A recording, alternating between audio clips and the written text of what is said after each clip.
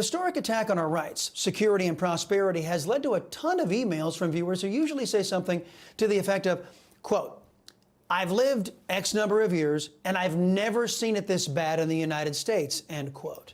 Now, given what we went through in 8 years of Obama, that's saying something. But as America teeters on the brink of collapse in Obama's third term under Joe Biden, I ask a different question. In response to the failures of the Carter years, we had the Reagan Revolution. In response to the plastic banana good time rock and rollers taking over Washington in the Clinton era, we had the rise of Newt Gingrich and the conservative contract with America. Then, the anti-American, pro-China, America Last regime under 8 years of Barack Obama gave rise to the America First President, Donald J. Trump. But in the face of arguably the most Marxist regime our nation has ever had to endure and face, where government is ignoring laws to benefit criminals, stripping Americans of their ability to defend themselves and their families, rampant uncontrolled spending, lawless and deadly illegal immigration, and the systematic defanging of our military and acquiescence to communist China, very few are rising to meet that challenge. In fact, with rare notable exceptions, nothing is standing in the way of the Obama agenda being implemented by Joe Biden. I'd very much like a two-party system in America. That's my lament against the uniparty in today's preamble. You've heard me point this out before. There's a fundamental unfairness to conservative pro-American voters. Even when the alleged conservative party wins, the Democrats' agenda is rarely rolled back. Our government still overspends. The Democrats use every legislative tool and gimmick to thwart GOP ideas, and GOP leaders seemingly are always looking for ways to cave to their Democrat friends with their faux harumph every step of the way. The GOP has been putting on a good show for we conservatives all these years. From the borders, to the debt ceiling, to feeding the waste, fraud, and abuse machine that our government has devolved into, to surrendering our children to death at the hands of various lawless policies. The GOP claims to oppose it all, while they vote to fully fund it. In one of the most recent examples of deadly Democrat policies in Houston, an illegal alien who Democrats let into the southern border raped an 11-year-old girl, Maria Gonzalez. He then killed her, then stuffed her body underneath her bed.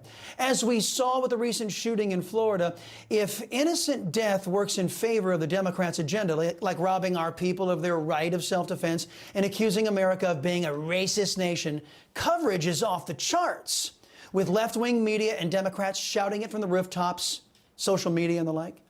Yet silence from the leftists when dead children can be traced directly back to Democrat policies. We even get silence from Republicans. In another recent example of deadly Democrat policies, an illegal alien is being charged for causing a bus crash that killed an 11-year-old boy, Aiden Clark. Again, radio silence from the Democrat press, radio silence from the pro-illegal immigration Democrats, and yes, silence from the Republican Party, too. Don't get me started on the abortion debate or the opioid crisis, all made exponentially worse by Democrats and allowed and fully funded by Republicans. On certain fronts, some conservatives are doing all they can do to stop the destruction being unleashed by the anti-American party. Senator Tommy Tuberville is one, and only one I can think of, who has earned scorn from the likes of Democrat enablers like Mitch McConnell. He is stopping all military promotions until the likes of General White Rage Milley and others answer for the woke cancer they are introducing into our nation's military.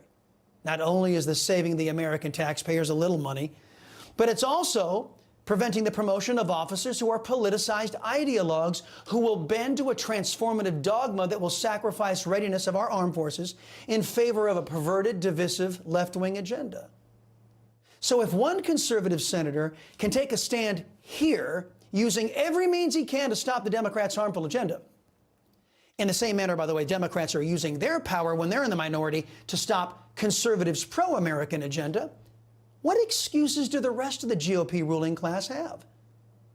Yesterday, I highlighted the hypocrisy of the Democrats after they abandoned the teachings of the great Dr. Martin Luther King. They have the gall, because they can get away with it, to claim they honor Dr. King.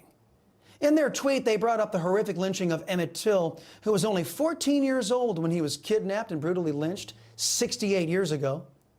But those who oppose the Democrats' Jim Crow South, they took that injustice and pushed for change, change that united us all regardless of race.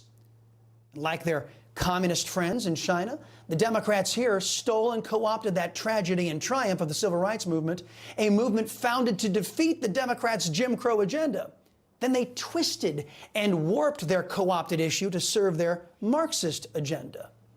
As your liberty-loving Latino, I can pledge that we in the conservative movement won't stop highlighting the big government oppression, unconstitutional government.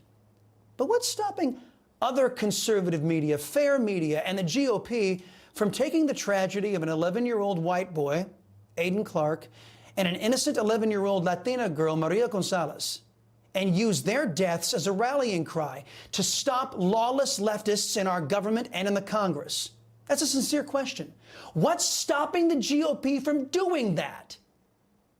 I suppose they'd have to give a damn first.